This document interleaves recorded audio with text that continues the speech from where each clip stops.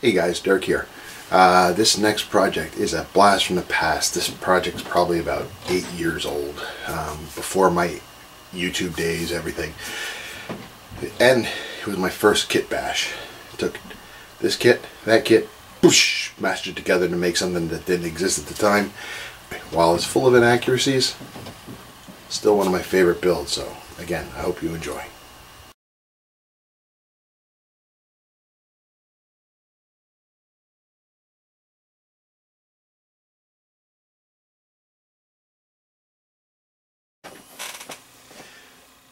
Hi everyone, welcome back to my bench. I got something a little different to share with you tonight. It's nothing new that I have on my bench at the moment. What I decided to do, since I'm new to YouTube, I thought I'd bring back some of my my old builds and show you guys some of the stuff I've done in the past. And the first one that I decided to do is going to be the Me262 V1. You're all probably really familiar with the Me262, first jet fighter aircraft, production aircraft. But before it became what we know it to be today, there was a couple of iterations beforehand. One of which was the V1 Stage 1, which the Germans used to test the airframe. So what they did is they built the airframe the way they had wanted it to be.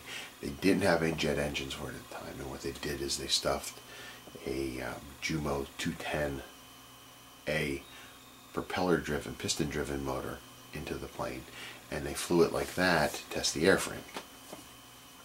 Once that stage was completed, they moved on to stage 2 of the V1, and that came into play when they got their Jumo jet engines. So what they did is they took the jet engines, mounted it on the wings, pretty much like you see them today, or of the aircraft of that time today.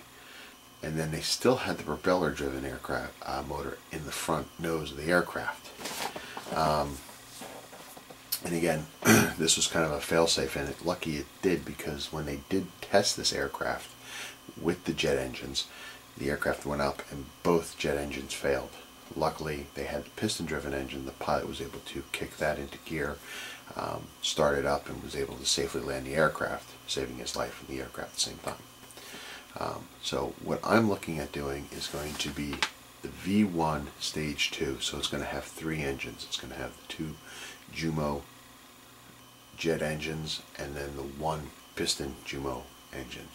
And this is a little bit of what it looks like. See here, this is stage 1 in 1941, and you can see by those drawings, it only has the piston engine on it, and it's got no jet engines. Later on, 1942, they put on the jet engines, and they still kept the propeller-driven motor. And this is the aircraft I'm going to do. There's no aircraft for this, at least at the time there's no aircraft that I was aware of to build this. So what I have to do is take 2 different kits, bash them together, and hopefully come up with something with some moderate modifications. Here's what we're going to do to make this happen. First off, we're going to use the Revell Me262A for the basic body and engines and the main part of the aircraft. But in order to make it the V1, we're going to steal some parts off of this aircraft right here.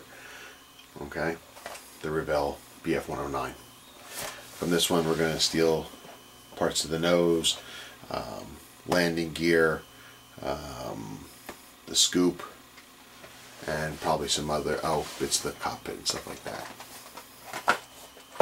Take these 2, combine them together, and we'll get ourselves somewhat of a viable representation of the Stage 2 V1 Me262.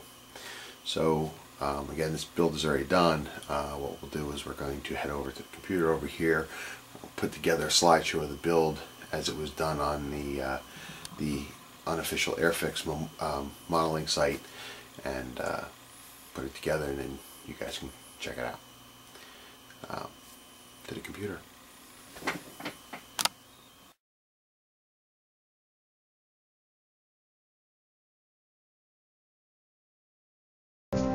The Messerschmitt Me262 lacked much of the sophistication of the Heinkel jet.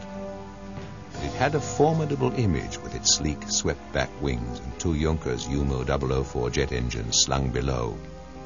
The shark-like fuselage gave it a look of lethal elegance.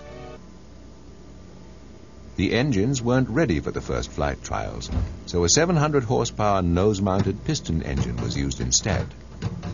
Finally, in July 1942, the third Me262, powered by two long-awaited Jumo jet engines, was ready to fly. The first successful flight of a jet-powered Me262 was on July the 18th, 1942. The engines were deemed flight-worthy, and with Flugkapitän Fritz Wendel at the controls, it became the first of its kind to take to the air. During taxi runs, it was found the tail wouldn't elevate, so the test pilot tried a novel technique. As Wendel later recalled, "Immediately I touched the brakes, the tail lifted, and the elevators began to bite. My turbojets ran like clockwork, and it was a sheer pleasure to fly this new machine."